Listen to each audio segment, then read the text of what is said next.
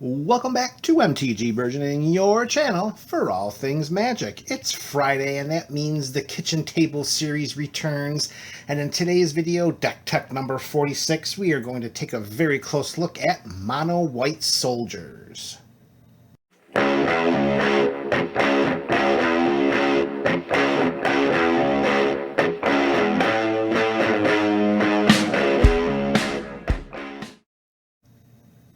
Welcome back, MTG BC. Here we are with the Kitchen Table series, MTG Burgeoning's longest running series, and we are inching closer and closer to Deck Tech number 50. This is deck number 46 of our longest running series in the channel's 2+ year history. And today we're going back to Mono White, and we're going to look at a Mono White Soldier deck. As generally is customary here with the Kitchen Table series, we're going to begin with the land base, and there's not going to be a lot of thrills here. We're playing mono white, so we're going to see an awful lot of planes. In particular, we're going to see 21 of them. 21 planes. That comprises the mana base. That comprises the land base. That's all there is. There are no mana rocks. There is no soul ring. 21 planes. That's all we've got. So before we introduce the soldiers of this deck, let's talk about some of the non-creature spells that are going to help us to victory. And the first one we're going to show is a play set of a sorcery called Launch the Fleets. For a sorcery of 1 white, it has the Strive mechanic. For anyone who's unfamiliar with Strive, it is the ability to pay an additional cost to copy the spell for each copy past its first target. So for the Strive cost of Launch the Fleet, it's 1 colorless mana to cast for each target beyond our first target. And until end of turn, any number of target creatures each gain. Whenever this creature attacks, we put a 1/1 white soldier creature token onto the battlefield, tapped and attacking. Make no mistake about it, Launch the Fleet is considered a win condition in this deck. 4 copies of Launch the Fleet. And another win condition in this deck is also going to have a mana value of 1, and it is of course 1 white, and that's going to be a full playset of Brave the Elements. It's an instant that reads, choose a color, and white creatures we control gain protection from the chosen color until end of turn.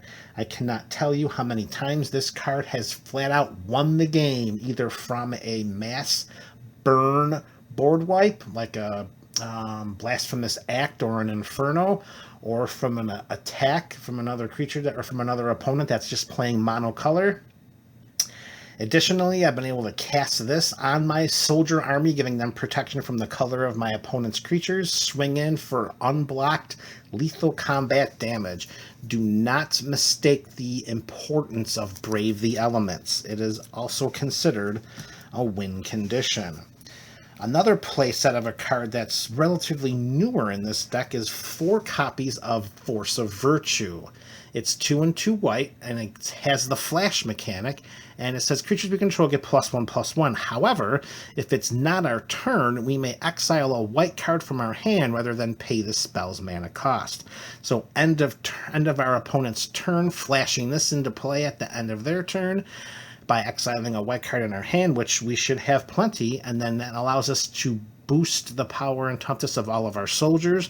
We could actually consider Force of Virtue to be a potential win condition card, particularly because we are definitely an aggro deck. 4 copies of Force of Virtue.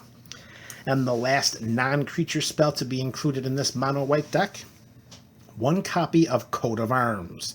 Now, before we proceed, I have to warn everyone. I have to make sure that you raise your mindfulness to this card. This card could hurt you. You gotta be careful. You gotta know that when you cast it, you've got the game. Because if you're playing against an opponent that has a tribal deck, and for some reason it gets away from you and your soldiers are getting picked off and their army is growing, this coat of arms is going to affect their creatures as well. This is not a personalized anthem. This is global. Each creature gets +1/+1 for each other creature on the battlefield that shares at least one creature type with it. So that means if you are sitting across from another soldier deck and you play Coat of Arms, their soldiers are going to feed your soldiers and vice versa. If you're sitting next to someone who's got elves and they have more elves than you have soldiers, it would probably be a good idea to not cast Coat of Arms. Take great caution when deliberating on casting that artifact spell. Alright, so you've met the lands, you've met the non-creatures. Now let's introduce everyone to the soldiers of MTG Burgeoning. We're going to start with a playset of Elite Vanguard for just 1 white mana. Come on, camera, get in the game here. There we go. For just 1 white mana, we get a 2/1. That's it. No thrills, no chills, and the only thing that we're hoping to be spilled is our opponent's life total. 4 copies of Elite Vanguard. Another play set, we're going to play with Ballyrush Banneret. 1 and a white for a 2/1 Kithkin soldier that reads, Kithkin spells and soldier spells you play cost 1 less to play. Now, unfortunately, if you have a Kithkin soldier in the deck that has a mana value of generic or colorless mana, 2 or more, this will only take one of those colorless manas from the mana value, unless you have multiple copies of Ballyrush Banneret. 4 copies of this Kithkin soldier. Next up, we have, as we're increasing with the mana value from 1 to 2 and now to 3, a full playset of Preeminent Captain. 2 and a white. This is a 2/2 Kithkin soldier. So as I was saying earlier, having a Ballyrush Banneret in play will not cause this soldier to have a mana value that you can cast for just 1 white. This will reduce this to 1 and a white. If you have 2 of these in play, then you can cast it for a white. Anyways, so you have a 2/2 First Strike Kithkin soldier. Whenever Preeminent Captain attacks, you may put a soldier creature card from your hand onto the battlefield, tapped and attacking. This is going to trigger a great deal of advantageous combat shenanigans, particularly as we continue demonstrating the different soldiers we have in this deck. 4 copies of Preeminent Captain. Alright, next up, we are staying with the mana value of 3. And we are going to showcase a full play set of Field Marshal. 1 and 2 white for a 2/2 human soldier. Other soldiers get +1/+1 and have first strike. So this is going to be a lord that pumps the power and toughness of all of our soldiers and gives them first strike. 4 copies of Field Marshal. Next up, as we swing our mana value to 4, we are going to have the full complement of Daru War Chief. 2 and 2 white. It is a soldier. It has a body of 1/1, and soldier spells we play cost 1 less to play. So this helps us to get our soldiers out onto the battlefield much sooner, particularly if we can chain this together with the Ballyrush Banneret. That was the Kithkin soldier over there that reduced the spells by 1 generic or colorless mana. When Daru War Chief is in play, soldiers we control get +1/+2. Now notice, it doesn't say other soldiers we control. It just says soldiers we control get +1/+2. So when Daru War Chief is in play, we consider it to be a 2/3. 4 copies of Daru War Chief. Now, as we hit up the mana value from 4, now we're going to move to 5. We have a single soldier. We're not playing with a full set of this one, but we are going to throw 1 Catapult Master into the fray. 3 and 2 white for a 3/3 Soldier Lord. And it says tap 5 untapped soldiers we control, exile target creature. I can tell you from experience, because I have played this deck for many, many moons, Catapult Master is a very, very important creature to have if for some reason the game goes long. As we are a white aggro soldier deck, we're trying to close out the game in the first few turns. If for some reason it starts to go a little longer than we like, having the Catapult Master out there and starting to exile problematic or troublesome creatures from the battlefield helps to make closing out victory that much simpler. One copy of Catapult Master, and only one because we don't really need multiples clogging up our hand. And the same can be true for our next soldier, which is card number 55.